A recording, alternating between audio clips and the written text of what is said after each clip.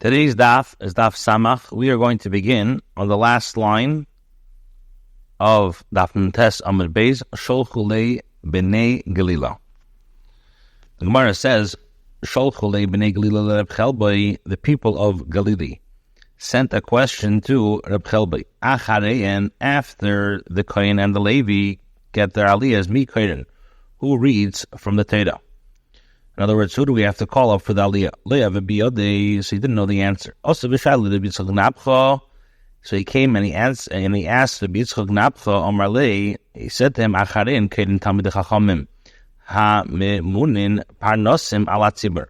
He said, after them, the Talmidei Chachamim, who are appointed as leaders of the community, they read or they get the aliyah. Acharein Talmidei Chacham ha-reuyin lemanesin parnosim. And after them, the Talmidei Chachamim, who are fit to be appointed as leaders of the community, even if L'Poyol, they're not leaders of the community, but they're ready to be leaders of the community, they get Daliyah. After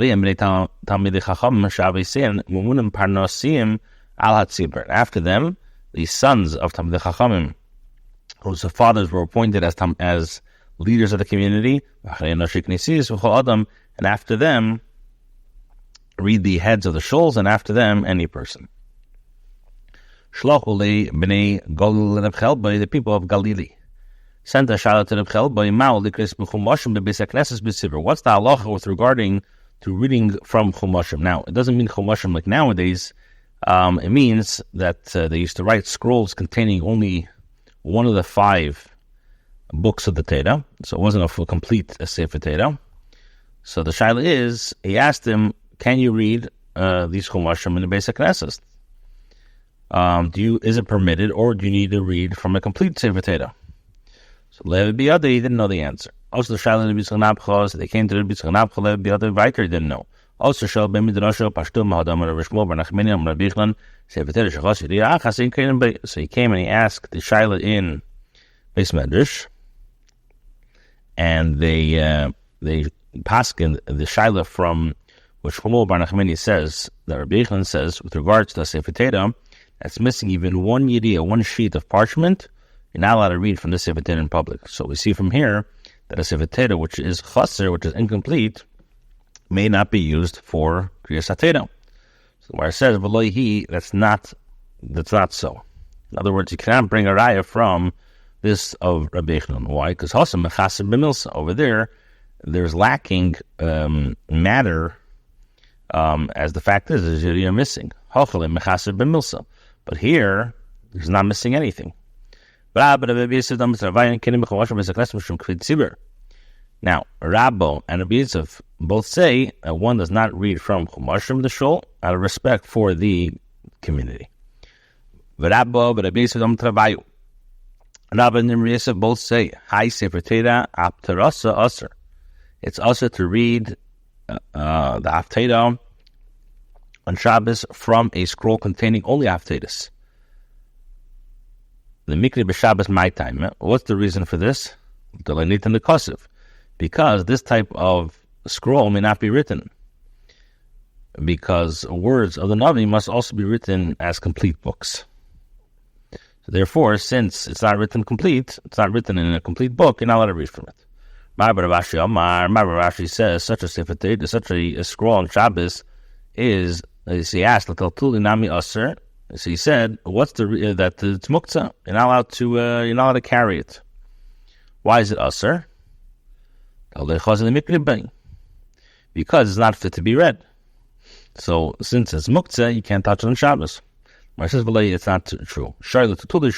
Number one, it's permitted to touch it, to handle it, and it's permitted also to read from it. What's the raya? Rabbi Yechon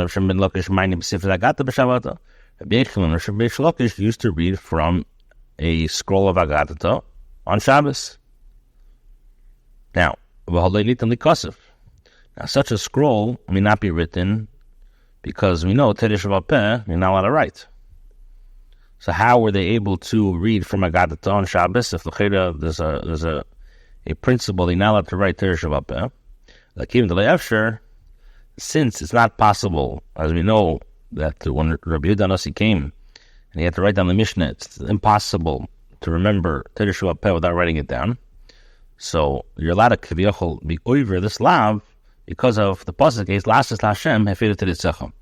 It's time to act for the Hashem. They have nullified your Torah. So Hanami here too, in the case of that Torah scroll, since it's not possible to write a complete books of the Avtedis because it's very expensive. So it's Lasses Hashem hefedet teritzechem. It is time to act for Hashem. They have nullified your Torah. So therefore it's mutter. Abaya asked the Shaila from Rabba, what's the halacha with regarding to, are you allowed to write a Sefer Torah containing only one portion, and the purpose of this portion is for the children to study Torah? Now, the question is, this Shaila can be raised according to the one who says that the Torah was given from the outset, scroll by scroll, meaning that Meshach would teach the Gittin one portion of Torah, write it down, and then teach them the next portion of the Torah, and then write it down, and continue this way until he completed the entire Torah. So the Shaila is over there, and also the Shaila can be raised according to the one who says that the Torah was given as complete, meaning that the Torah was not written down in increments, but after teaching the Yidden the entire Torah, Moshe wrote the entire Torah at once. The more explains. Now, this Shaila is according to the one who says that the Torah was given scroll by scroll.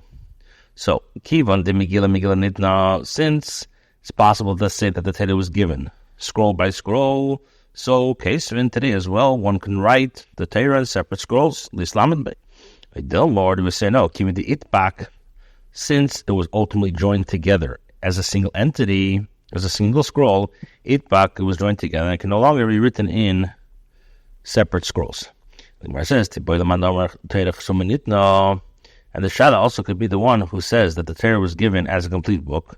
So, on the one hand, since it's possible to say that it was given as a complete book, so in case, not allowed to write today separate scrolls, or I say, since it's not always possible to complete the Sefer Torah, you could write the separate scrolls. So Rabbi said to him, in case Allah, you're not allowed to write the separate scrolls. What's the reason for this? In case, because you're not allowed to write only parts of the Torah. Abaya raised the question on his opinion from a Mishnah, where it was taught the Mishnah Yuma says, that Hilmi HaMalka also fashioned a golden tablet as a gift for the Beis HaMikdash, on which the portion discussing the Parsha Seitar, that the portion of Seitar was written. When the Kohen would write the Parsha Seitar in the Beis HaMikdash, he would copy this portion from the tablets that she made, so that a Sefer Torah need not be taken out for that purpose. So what do we see from here? That you're allowed to write a single portion of the Torah. Or Shimon Lakish says you cannot bring a raya from Hilmi HaMalka, because the tablet prepared by Hilmi HaMalka was not written ala Seder, but rather consisted of letters of Aleph base. In other words, only the first letter of each word is written on that tablet, and by looking at it, the Kohen writing the sefer of the Seitar would remember what to write. So they asked the Shaila from Braisa,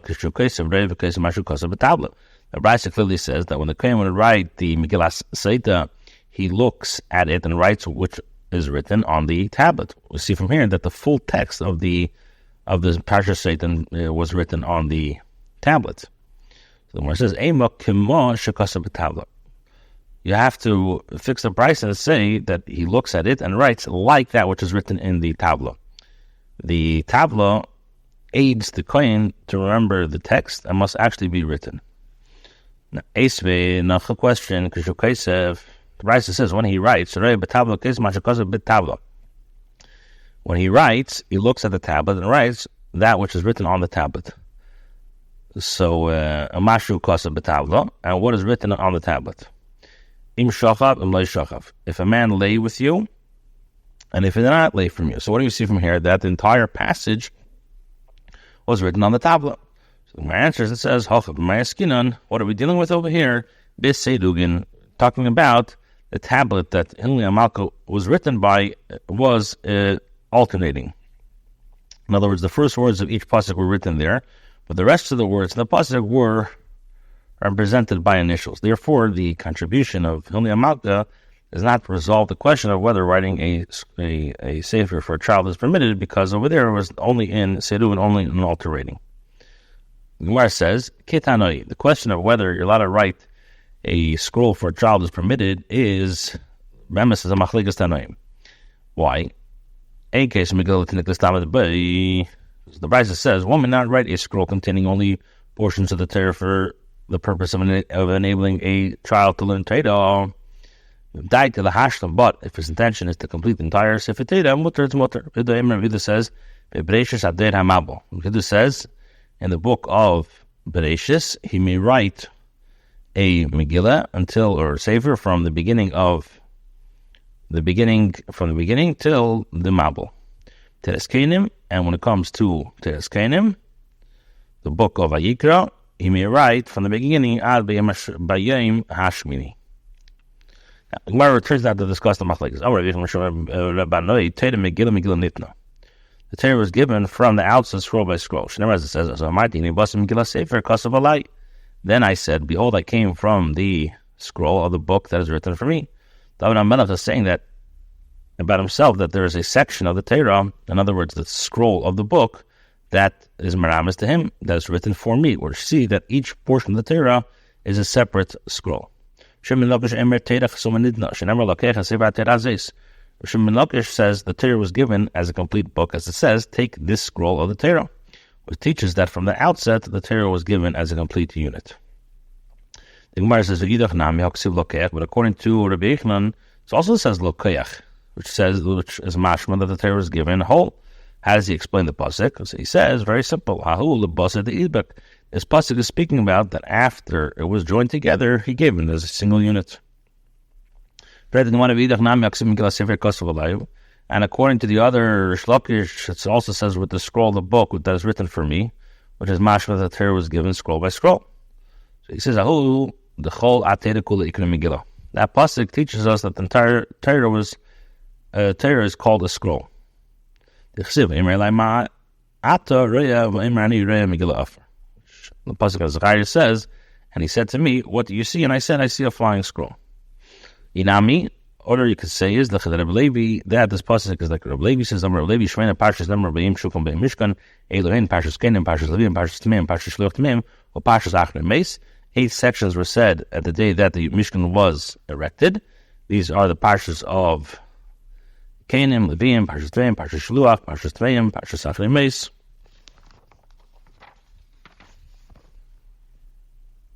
Parshas Suyayin, Parsha dealing with just the intoxication of wine. Parshas Nadis, this is the Parsha of the Nadis, and Parshas Paraduma. And as we know, all these sections are necessary for the Aved in the Mishkan.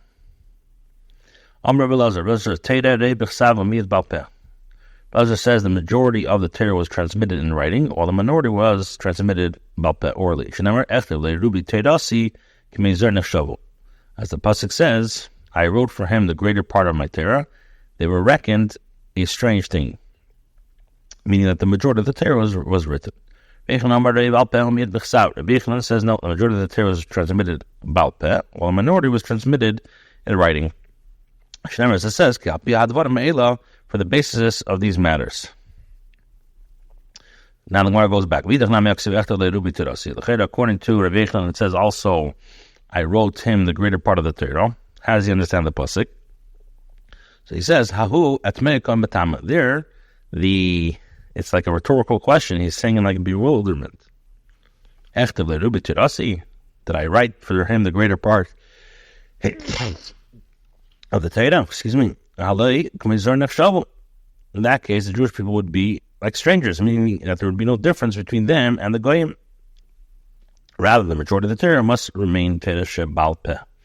He says,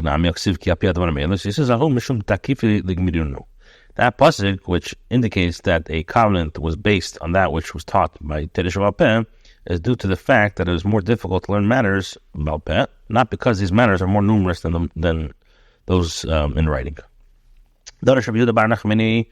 Rabbi Yehuda bar Nachmani Miturgumur de Rabbi Shimon Lakish. Rabbi Yehuda bar Nachmani, who was the Miturgumer for Rabbi Shimon Lakish, he said, "Azay, ksiv ksiv lachas advar meila ksiv ki api advar meila." Now it says, "Write you these matters," and it also says, "For on the basis of al peh these matters." So is it bal peh or b'chsav? Okay, it said, "Dvarim sheb'chsav yadar shalayim bal peh, dvarim sheb'al peh yadar shalayim b'chsav." The b'chsav. So he says that matters that were written, you're not allowed to write. You're not allowed to say them bal peh, and things that are taught in bal peh, you're not allowed to express them in writing. Rabbi Shmuel says that these, what does it mean to these? And it says, means, these matters, those recorded in Teresh Bal Peh, B'chsav, you can write. But you may not write Mishnayos and the rest of Teresh Bal Peh. Or Rabbi Yechon says, the Eibishter made a covenant with the Jewish people only for the sake of matters that were transmitted Bal Peh. From the basis of these matters, I have made a covenant with you and with Yisrael. Let's go back in the Mishnah. The Mishnah says that the Chacham enacted that from Orvim Bebayis Yoshem Medak Shalom, that the joining of Eruve Chatzedus is placed in an old house where it had regularly been placed with Medak Shalom. So the Gemara asks, my time, what's the reason? If you say that it's to show respect to the owner of the house, but wasn't it said about a certain shapur is like a charity box? Now this was fashioned for the benefit of the community and brought honor to the person in whose house it was placed. Initially they placed it in Rabbi Yehuda's house. Afterwards it was moved to Rabbi's house. Afterwards it was transferred to Rabbi Yosef's house. Afterwards it was moved to Abaya's house. Afterwards it was moved to Rabbi's house. We see from here that when it comes to covet, no such a thing, and that such items will be moved around. So what does it mean? What does it mean by the Eruv Chatzedus Mishom that we put it by Yoshem and Dr. Shalom? Ela Mishum Chshada. Rather, Chachamim instituted this to avoid suspicion. Since the Eruv had regularly been placed in a particular house, or to remove, people would think that the residents of the alleyway suspected that the owner of the house was stealing from them, and therefore they put it somewhere else. The Mishnah said, when it comes to a pit that is nearest to the irrigation channel, that supplies water to several pits of fields, is filled first on account because Dr. Shalom. Itamar, it was stated, B'nei Nahara, that when people own fields along a river and irrigate their fields with water that's redirected from them, who amongst them enjoys first rights to irrigate them? So Rav said the owner of the lowermost fields drink the water first. Shmuel says the owner of the uppermost fields drink the water first. Mar explains, with regard to the case of the water that flows on its own, everyone agrees that whoever wishes to irrigate the water first, he can. They disagree with regards to the case where they need to dam the river and irrigate through channels. So Shmuel says the owner of the uppermost fields drinks the water first because they can say we are near to the river's headwater. And Rav says the owner of the lowermost field drinks the water first because they can say let the river go to its natural way and afterwards we can take what we need. Without any Mishnah, a pit that is nearest to the irrigation channel and it supplies water to several pits of fields, Mismal Adishain, is filled first on the Dr. Shalom. So we see that the party who is nearest to the water source enjoys first rights. This supports Shmuel's opinion, and it's a shal on Rav. The more answers, it says that referring to an irrigation channel that passes the mouth of the pit so that the pit fills with water on its own even without damming. If so, it's obvious. You would say that dam your pit as well so the water not enter it. and irrigate your field in proportion. It teaches us that the owner of the pit is not mechuyev to do this, and the pit is filled, and his pit is filled first. So Rabbanu Bar Tachliva says, now that we don't know, the halacha is not like Rav or Shmuel, so whoever is stronger prevails. Since the halacha has not been decided, the Beis Din refuses to judge the case and leaves basically them to settle the matter themselves, and the hope that the rightful party will exert himself and prevail. Shimon bar Ashi also like Abaye Omerle Loison Marbi Dono. Shimon bar Ashi came before Abaye and said to him, Master, set a time for me to study with you. Omerle Isli Dono Lididi. I have a set time for myself and I cannot devote it to you. Loison Marbi Leilo. So he said, okay, so let's set a time for me at night. We can learn then. Omerle Isli Mayalashkuya. He said, I have to bring water at night to which to irrigate my fields. So he says, I will irrigate for Master during that time. And Master can set a time for me at night to study with me. So Abai said to him, very well, this is a good agreement. So what did he do? He first went to the owner of the uppermost field. So he first went to the owner of the uppermost field. He said to him, the owner of the lowermost field drinks the water first. According to Rav. Ad hochis char miskarvashki. Sorry, Yomer lo shas in my beresh. So kiyos la kamid abayim le kivei trei avdali. But hamina abayim pid the high shot. So what happened was he first went to the owner of the uppermost field and said to them, the owner of the lower fields drink the water first, like Rav said. He then went to the owner of the lower fields and said to them, the owner of the uppermost fields drink first, like Shmuel. In the meantime, while the owner of the upper fields and lower fields were arguing over who goes first, Shimon bar Ashi dammed the river and irrigated Abaya's field. When he came before Abaya, said to him, you have acted for me in accordance with two opposing opinions. And Abaya would not even taste the produce of that year because he thought that the water had reached his field in Shalei Kalacha. Hanu b'nei Bei Charmach. There's a certain residence of a place called Bei Charmach. The Ozal Krei Beresha de Shan Voso, who went and dug a channel at the head of Shavnata River in order to divert the water and allow it to circle their fields. And then they returned the water to the river further downstream. So people who owned the fields further upstream came before Abaya and said to them that this damages our river. The water is not flowing like we had before. So he said, dig a little deeper with them so that should solve the problem. So they said, if we do so, our pits will become dry. So Abaya heard this and he said to the residents, go remove yourself from there and dam that diversion that you made for the river. The Mishnah says, taking animals, birds, or fish that were caught in traps belonging to another person is considered a robbery on Mithane Dr. Shalom. Rabbi S says that this is full-fledged robbery. The Gemara says, with regards to nets or woven traps, kulam lepligi. Everyone agrees that since there are kalim that hold fish and or animals entering into them, so by right, the trapped animals belong to the owner of the trap. When do they disagree with regards to a fish hook or other traps that catch the fish or animal but are not kalim that hold it?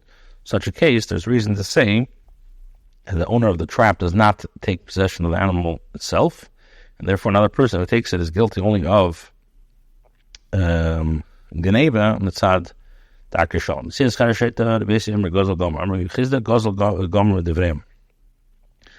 it's only midrabanan. With regards to nafkamina will be if it's a full-fledged robbery by midrabanan, so the victim of the robbery can recover the property from the robber by the Beis Din, can take it out from them. Now, it was taught that the poor person gathered the olives and placed them in the hand before they fell to the ground. This is full-fledged robbery because the poor person had already acquired legal ownership of the olives which they were in his hand. Kana was once walking in the city of Hutzel. So when he saw a certain man was throwing sticks at a palm tree, and dates were falling to the ground. So Ozil coming out to the Ochel. So Rav Kana went, gathered some of the dates, and ate them. So the man said to him, "See, master, I threw them down with my hand. The dates were already in my hand, and therefore they are legally mine." Rav Kana said to him, "You are from the place of Rabbi Shia, who was a great Talmud Chacham in the city of Hutzol, and you are knowledgeable in this halacha." And he read about this even after his death. Rabbi Shia left the foundation for the world as the city continued to be a center of Teda. Last thing, the last thing they instituted, that one does not protest against poor goyim who come to take lekashichu peah.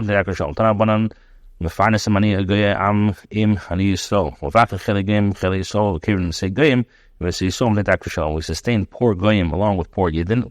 One visits sick goyim along with sick yidden, and one buries dead goyim along with dead Jews. Why? Because to foster peaceful relations between yidden and goyim.